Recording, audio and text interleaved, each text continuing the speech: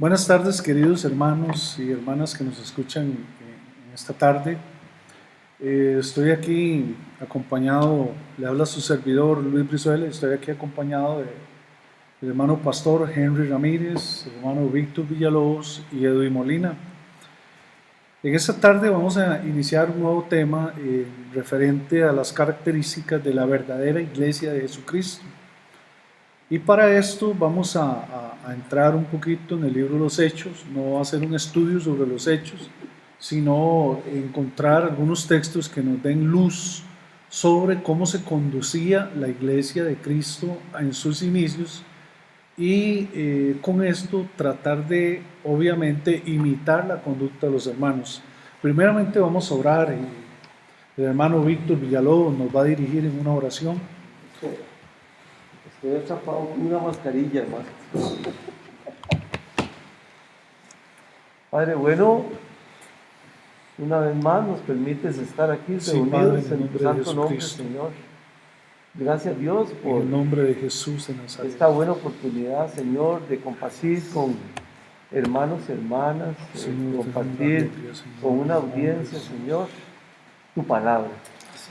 Porque es tu palabra la que edifica, es tu palabra, Señor, la que nos confronta, para la iglesia. Es la palabra, Señor, la que nos convence, que nos escuchen en esta tarde. Señor, ayúdanos, Dios mío, porque sabemos que tú siempre tienes algo que decirnos, Señor, y siempre tienes un buen consejo, Señor, para nuestra alma, Señor, en el nombre de Jesús. En el nombre de Jesús. Amén. Bueno, queridos hermanos, para iniciar el tema, me voy a permitir leer 1 Corintios, capítulo 3, en el verso 11, donde nos dice la palabra, el fundamento de la verdadera iglesia de Cristo. Dice 1 Corintios 3, verso 11, dice, porque nadie puede poner otro fundamento que el que está puesto, el cual es Jesucristo. Esto nos da luz, queridos hermanos, a pensar en una verdadera iglesia. La verdadera iglesia está fundamentada en Cristo, no en ningún santo de la historia, no en ninguna tradición, no en ningún templo, ni en ningún líder, sino en Jesucristo. Y si alguien pusiera otro fundamento, ya no es la iglesia de Cristo. Bien, tenemos que decir que la verdadera iglesia de Cristo es aquella que pone a Jesucristo siempre en el primer lugar, siempre, en la música, en la predicación tiene que ser centrada en Jesucristo. Él es el abogado, Él es el juez, Él es nuestro ayudador, Él es el ángel de Jehová, Él es el Hijo de Dios, el Salvador, nuestro abogado. Él es todo en la iglesia, siempre en primer lugar. Ahora, a manera de una pequeña introducción, me gustaría decirles, hermanos, ¿qué no es la iglesia de Cristo o en qué no está fundamentada? La iglesia de Cristo no está fundamentada en el compañerismo cristiano. O sea, yo no vengo a la iglesia porque tengo amigos en la iglesia. No vengo a la iglesia porque me cae bien el pastor o porque tal hermano me chinee, me llama y me insiste. Yo vengo a la iglesia exactamente por Cristo Jesús. Ahora, Cristo me llena a mí de amor como para llevarme muy bien con otros hermanos. Como para entenderlos, como para ayudarlos, como para orar por ellos y aun que ellos oren por mí. Entonces la iglesia no está fundamentada en ese compañerismo, ni tampoco está fundamentada en un líder. Quiero decir que yo no vengo a la iglesia porque el pastor es fulano de tal. No, yo vengo a la iglesia por Cristo. Y yo voy a seguir al siervo de Dios, llámese Henry Ramírez o llámese como se llame, en la medida que este siervo de Dios siga a Jesucristo. En el momento en que ya él no siga a Cristo, yo tampoco lo voy a seguir a él. Entonces, voy a verlo, voy a imitar su fe, voy a apoyarlo en todo lo que yo pueda, pero el centro de la iglesia debe ser siempre Jesucristo. Amén. Bien, queridos hermanos, vamos a ir ahora en este momento al libro de los Hechos, en el capítulo 1, del verso 1 al 5. Nos habla de que el que escribe el libro de los Hechos dice que es Lucas, el cual escribió también el Evangelio de Lucas. Esto sucedió más o menos en los años 80 después de Cristo, cuando se escribió el libro de los Hechos. Voy a pedirle al hermano Henry que por favor nos lea aquí Hechos capítulo 1, del verso 1 al 5, por favor. Sí, claro, con mucho gusto. Nada más me permite hacer un pequeño aporte a su introducción. Claro que sí, hermano. Antes de leer Hechos, que es importante, tal vez, porque creo que es bueno lo que está diciendo el hermano Luis, pero es muy importante que estemos fundamentados en lo que la misma Escritura dice. Porque si usted lee en su casa todo el contexto del capítulo 3, del capítulo 1, del capítulo 3 de Corintios, se va a dar cuenta que la iglesia estaba siendo fundamentada más en la sabiduría humana que en el Evangelio. Y cuando hablamos de Cristo, no podemos verlo de manera abstracta, porque hay iglesias que creen que Cristo es el fundamento, pero es simplemente algo abstracto porque lo que tienen son dogmas, no tienen el Evangelio como fundamento. ¿Dónde está Cristo evidenciado? En su palabra. Y eso es muy importante tenerlo claro, porque Amén. Jesús una vez dijo, el que escucha mis palabras y las hace, ese es el que fundamenta. Entonces, aún nosotros los evangélicos podemos decir que Cristo es nuestro fundamento, pero si ya hemos dejado el Evangelio, por más que lo digamos, Cristo no es nuestro fundamento, porque el fundamento está hecho. Y Pablo cuando dice, porque está establecido que cada uno puede reedificar como le dé la gana, y con el material que quiera, pero el fundamento no puede cambiar. Ahora, Pablo, como perito arquitecto del Evangelio, él estableció la doctrina de una manera clara, y creo que cuando usted dice, y me parece muy atinado su introducción, que Cristo es el fundamento de la iglesia, yo nada más lo que quería aportar es que ese fundamento no es ni una cruz, ni un concepto, sino más bien es el Evangelio en su esencia. Evangelio que la iglesia de Corinto ya estaba dejando, tanto que Pablo les escribe y les dice que él estaba preocupado de que el evangelio de la cruz se diluyera entre ellos, porque estaban en la iglesia pero estaban divididos. Uno decía yo soy de Pablo, otro de Apolos, otro de Cefas, y aún unos fundamentaron más en la sabiduría humana que todo en el evangelio de Cristo. Gracias, hermano Henry. Sí, yo tuve una experiencia en una iglesia esta donde hay líderes, y el líder es casi que, bueno, es una gran persona. Y llegamos a una casa una vez, unos hermanos, y empezaron a preguntar, ¿y usted quién es? Y uno decía, yo soy de Germán, y el otro decía, yo soy de Carlos, y el otro decía, yo soy del pastor. Hermanos, y cuando me preguntaron a mí, yo dije, yo soy de Cristo, me arrugaron la carne, porque el fundamento ahí era otro. Bien. A mí también me gustaría reforzar algo de la intro. Claro que sí. Que sí, digamos, nosotros tenemos que ir a la iglesia por Cristo y ese debe ser nuestro centro de búsqueda y de adoración y de todo, ¿verdad? Pero también Cristo nos enseña a amarnos unos a otros, a todas esas cosas, ¿verdad? Que es súper importante dentro de la coinonía del cuerpo cristiano, ¿verdad? Que nos amemos, que seamos misericordiosos, que porque yo he escuchado gente, no, yo voy a la iglesia solo por Dios y ya, y no saludo a nadie, ¿verdad? Claro. Pero no es así, digamos, sino que el Señor nos enseña a amar, a tener misericordia, etc. Excelente, hermano. Sí, lo que pasa es que, digamos, lo que queremos decir aquí es que la iglesia nace en Cristo, vive en Cristo, subsiste en Cristo y muere en Cristo.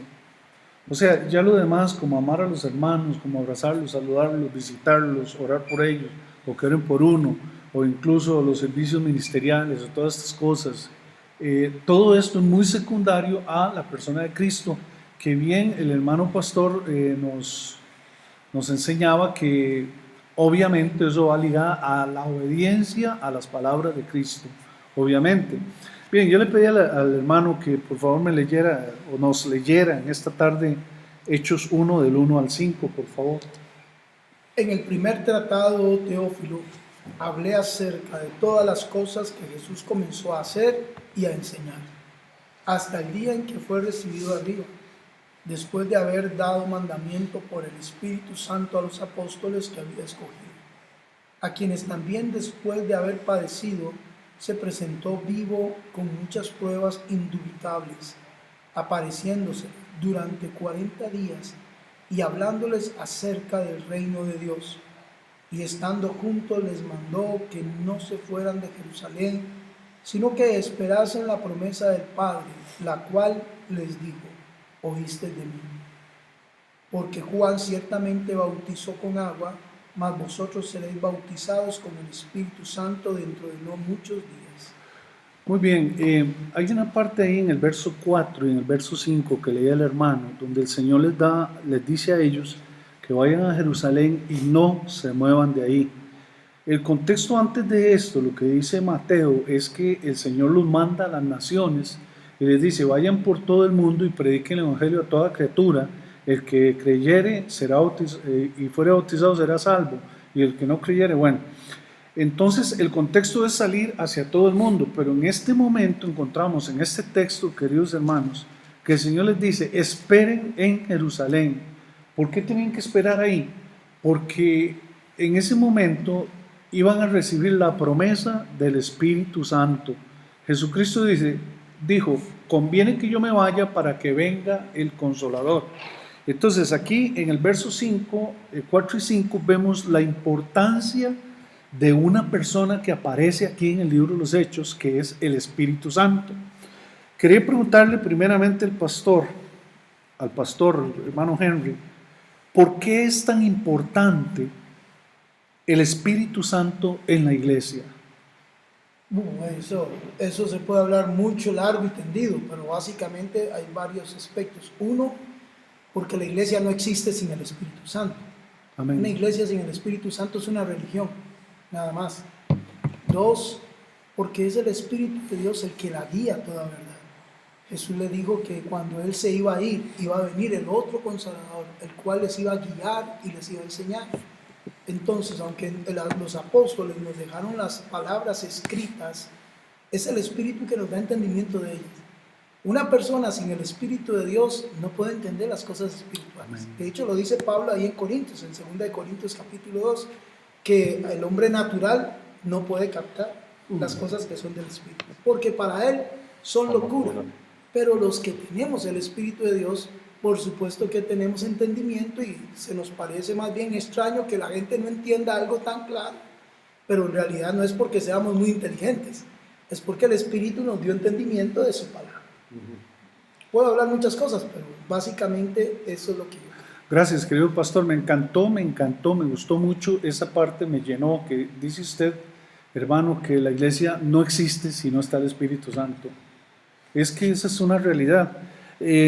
Sobre este mismo tema quería preguntarle al hermano Víctor Villalobos, querido hermano, ¿puede existir la verdadera iglesia sin el Espíritu Santo? O más bien, viéndolo de otro punto, hay iglesias donde el Espíritu Santo está ausente.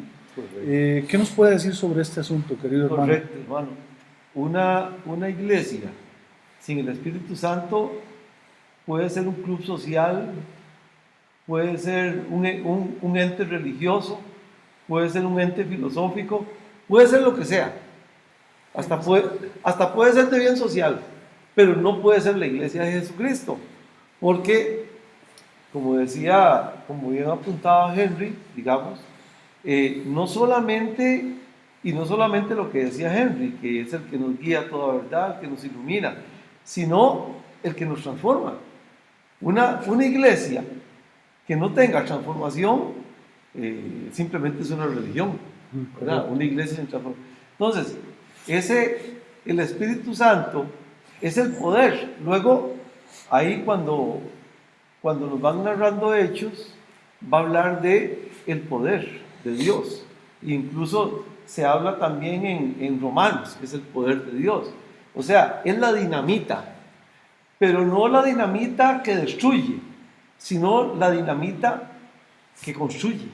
Es un poder explosivo, pero un poder espiritual. Es como decir la explosión que mueve el motor. Exactamente, hermano. Y que lo mueve y que lo hace avanzar y que lo hace, digamos, crecer. Porque esa es la parte más importante.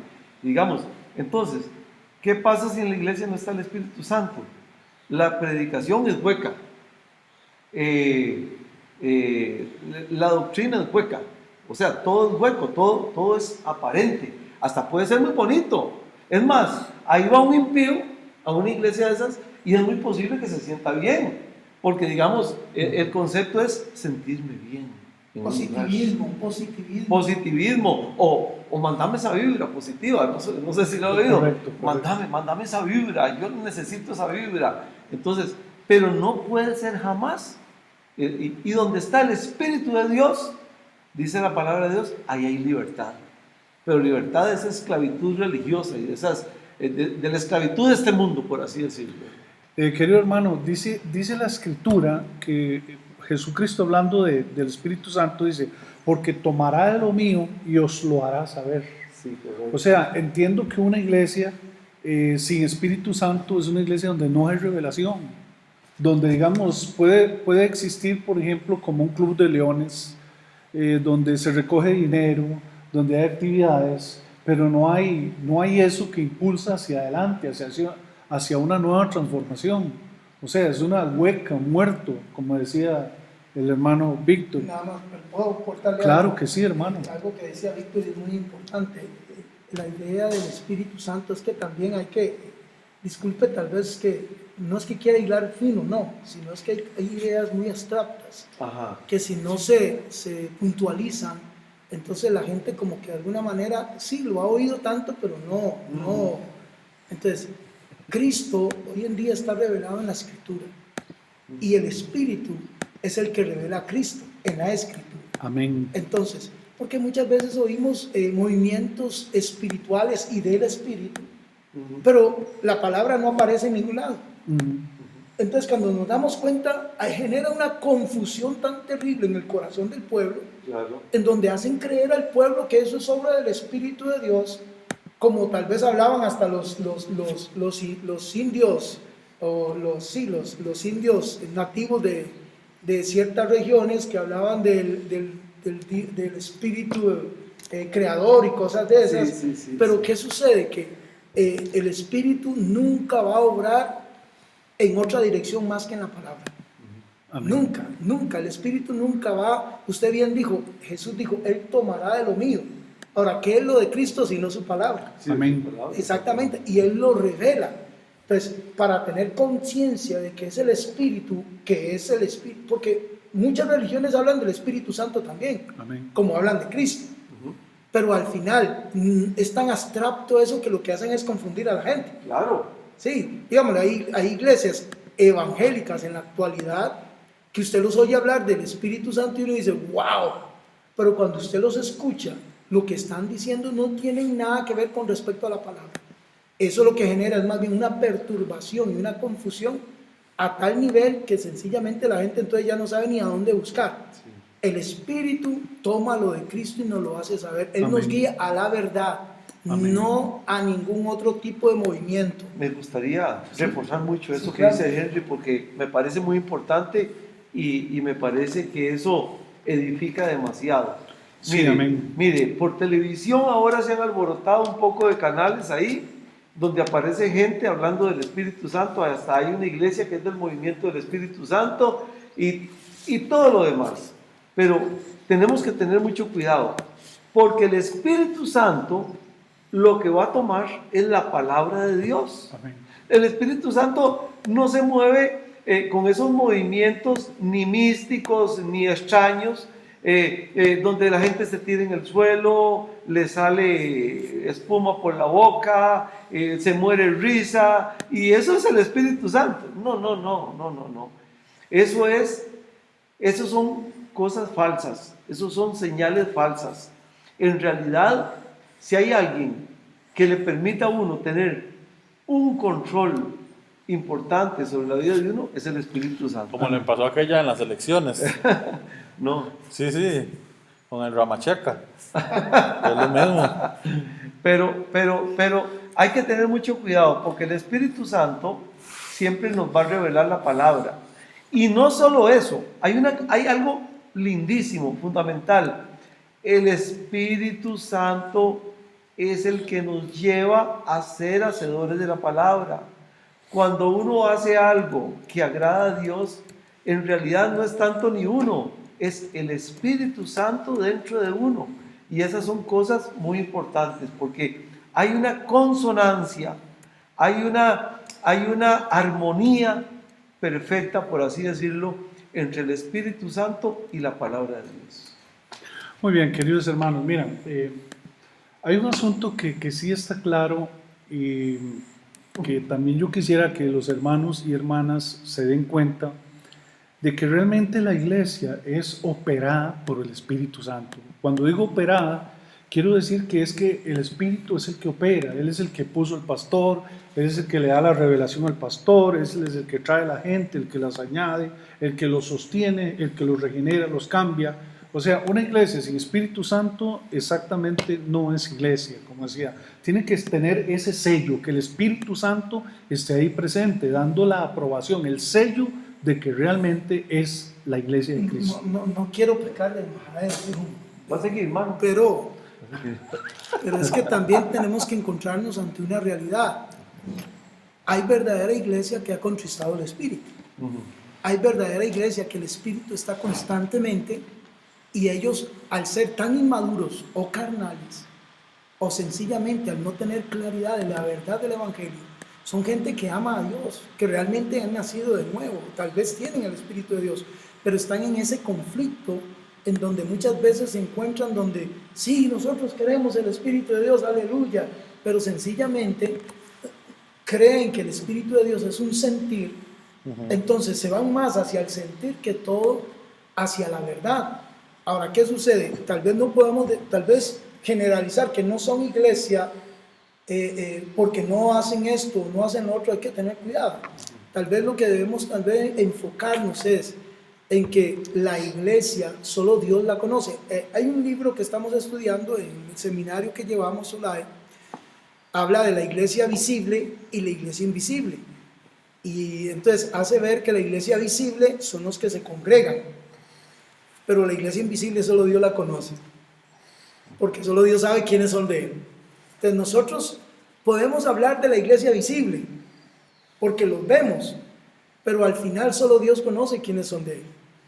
Y entonces meternos a un punto tal vez hasta de hilar tan fino, digámosle, podemos más bien muchas veces hasta meternos a un campo de juicio que es peligroso, porque solo Dios conoce los que son de Él. Ahora, nos corresponde a nosotros enseñarles, y creo que la enseñanza está muy atinada, pero debemos tener cuidado de no crear una conciencia de que entonces ellos no tienen el Espíritu, porque o no, estamos enseñándoles que el Espíritu es la fuente inagotable, es de vida, la iglesia tiene que partir de ahí, y si se ha desligado, como le pasó a Israel, y le ha pasado a la iglesia de mucha historia, empezamos por el Espíritu y terminamos en la carne. Le pasó a la iglesia de Gálatas, empezó por el Espíritu y después estaban bien enchuleteados, dijo ahí, en la carne. ¿Qué sucede? Que eso le pasa hoy en día a la iglesia. Ahora, ¿son iglesia? Bueno, solo Dios lo sabe. Y si son iglesia, el Espíritu los va. De hecho, yo creo que esto que estamos pasando, esta deportación que estamos pasando, porque esto es una deportación, hermano, lo que estamos viviendo, la iglesia cristiana, fuimos deportados. Cada uno en su casa y ve a ver cómo se la juega. Esto está poniendo en tela, está removiendo para ver realmente quién es y quién no. Cuando volvamos a congregarnos, ahí nos daremos cuenta quién, porque los que son de Dios, nadie los arrebata de su mano. Pero los que son van a persistir y van a venir con nueva actitud. Entonces, mi punto es que sí, claro que usted está diciendo una verdad muy clara, pero sí es importante que tal vez no dejar en la mente de las personas que solo los que no tienen esto, porque eso yo creo que eso ya es muy, muy de Dios, me parece a mí. Bien, el hermano decía que hay iglesias de Cristo que han contristado al Espíritu Santo, pero el Espíritu Santo está ahí, aunque sea contristado, ahí está. Y obviamente decía el hermano también que a nosotros no nos toca juzgar si es o no, ¿verdad? Bueno, eso ya le toca a Dios. Continuando con el tema, hablando de esto y contristar al Espíritu Santo, yo quiero mencionar lo siguiente. Dice en el libro de Jueces, capítulo 16, verso 20, cuando está relatando lo que le pasó a Sansón, la escritura, dice que Sansón estaba atado y en un momento Dalila le dijo: Sansón, los filisteos sobre ti.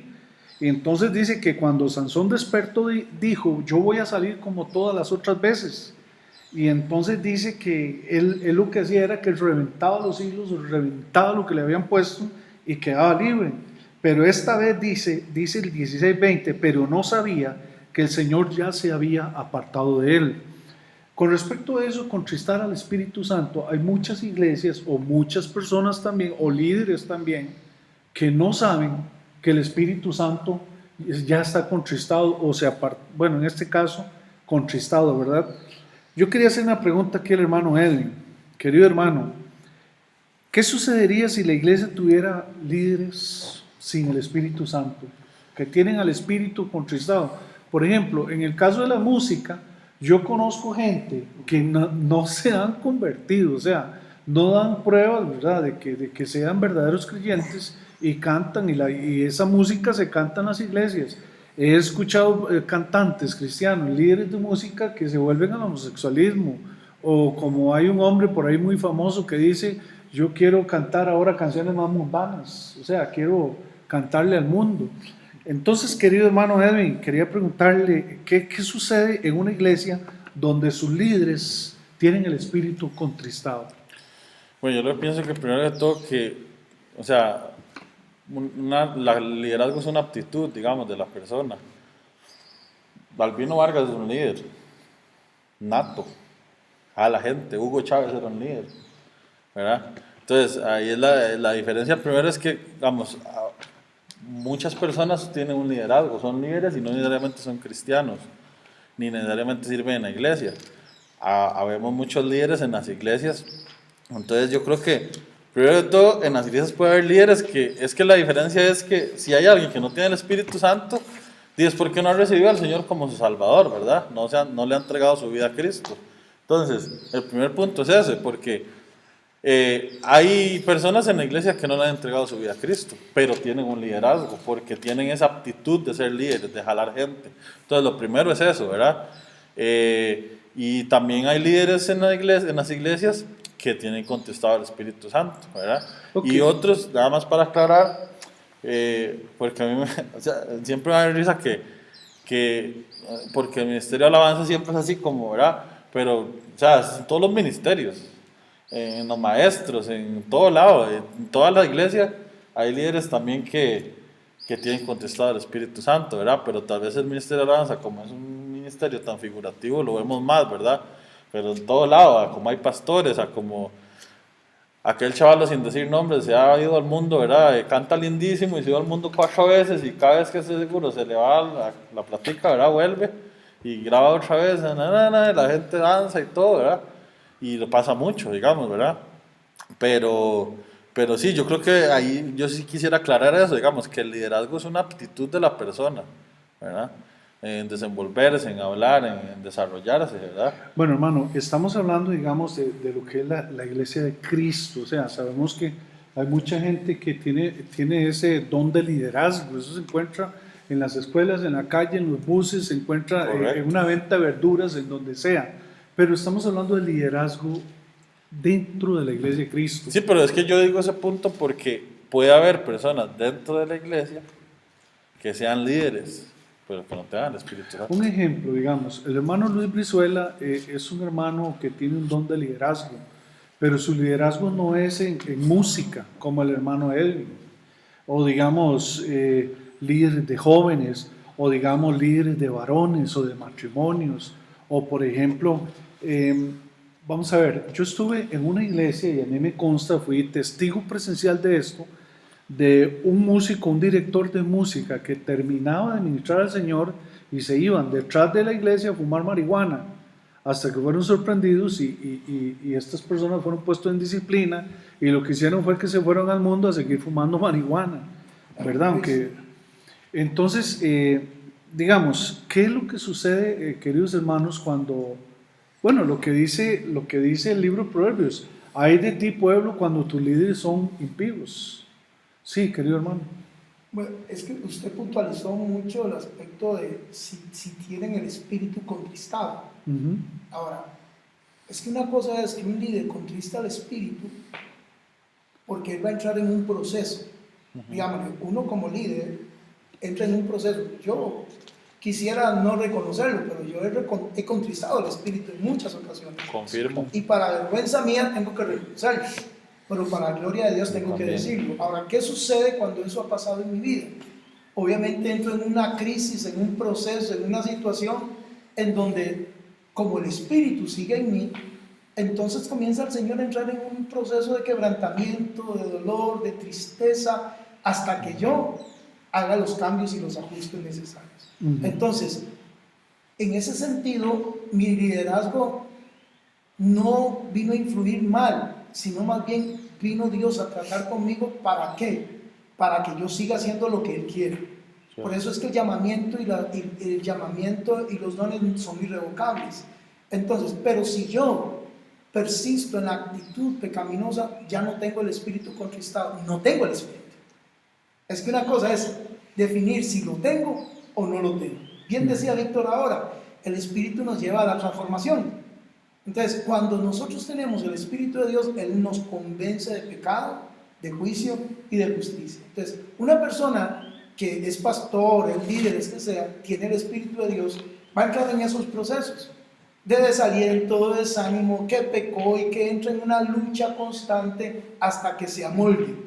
Y tiene que amoldarse porque va a sufrir. Pero el problema es cuando Edwin habla de otro tipo de liderazgo, digámosle, o ese que usted menciona de esos marihuanos, dijo aquel. Esos marihuanos. Sí. ¿Qué sucede? Que, pues, lastimosamente esos marihuanos no son cristianos. Cierto. No, son músicos y son gente talentosa y todo, pero no son cristianos. Y su liderazgo no tiene nada que ver con el espíritu. Y son simpatizantes. Exacto. Sí, no tiene nada que ver, son buenos, talentosos en algún momento, pero no tienen fruto de repente, porque el cristiano, el líder cristiano, cuando contrista al espíritu, entra en un proceso de quebranto. Sí. El Espíritu Santo lo lleva a uno. Una tristeza, un dolor, uno quisiera decir que no, pero sí, claro. Pero no es la querido tristeza hermano. del mundo. No, No es la tristeza del lo mundo, van a la arrepentir. tristeza, No, la tristeza pero- que lleva al Sí, arrepentimiento. claro. Esa Hermanos, tristeza. entonces ahí es lo que marca la importancia del Espíritu Santo en la iglesia. Porque, digamos, la iglesia invisible es la verdadera iglesia de Jesucristo. O sea, los que de verdad han creído, esos son los que el Espíritu Santo los agarra y los pone tristes y los Y pone... los ha sellado, primeramente. Correcto, entonces de ahí la importancia del Espíritu Santo dentro de la iglesia. Ahora, no solo tenemos como características el fundamento, el Espíritu Santo en la iglesia, sino que tenemos otras características que encontramos aquí en el libro de los Hechos, en el capítulo 2, versos 37 al 41. Querido hermano Víctor, si nos lee usted esa parte, por favor. Claro, 2:37 al 41, ya le leo, hermano. No sé si está en el 3, sí creo que estoy en el 3, así. 2:37 al 41. Al oír esto, se compungieron de corazón y dijeron a Pedro y a los otros apóstoles: varones hermanos, ¿qué haremos? Pedro les dijo: arrepentidos y bautícese cada uno de vosotros en el nombre de Jesucristo para perdón de los pecados, y recibiréis el don del Espíritu Santo, porque para vosotros es la promesa, y para vuestros hijos, y para todos los que están lejos, para cuantos el Señor nuestro Dios llamare. Y con otras muchas palabras testificaba y los exhortaba diciendo: sed salvos de esta perversa generación. Así que los que recibieron su palabra fueron bautizados, y se añadieron aquel día como 3,000 personas. Ahí. Gracias, hermano. Bueno, en este pasaje podemos ver cómo el Espíritu Santo toma a Pedro para que él dé su primera predicación en público, y dice que el mensaje fue tan tremendo, tan impactante, ¿verdad? Obviamente Pedro en ese momento estaba lleno del Espíritu Santo, que se le acercaron y le preguntaron: señores, ¿qué haremos? ¿Qué haremos? Entonces Pedro les dice: arrepiéntanse y bautícese en el nombre de Jesucristo para perdón de los pecados.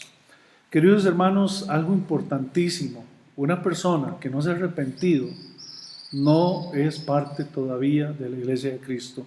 De esto, queridos hermanos, vamos a ampliar en el próximo conversatorio. Damos gracias a Dios por cada uno de ustedes, por los hermanos panelistas.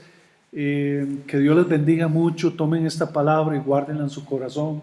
Nuestro mayor deseo, queridos hermanos, es edificarles y que usted crezca en Cristo Jesús. Bendiciones, hermanos. Nos despedimos con una oración de parte del hermano Edwin. Bendiciones. Padre bueno, que estás en los cielos, gracias por darnos la oportunidad de compartir una vez más tu palabra, Señor, de escuchar tu consejo, Señor, de tenerte en nuestro corazón, Señor. Gracias porque tú dejaste al Espíritu Santo para que esté aquí con nosotros y nos lleve, nos aconseje, nos guíe, Señor. Nos exhorte, Señor.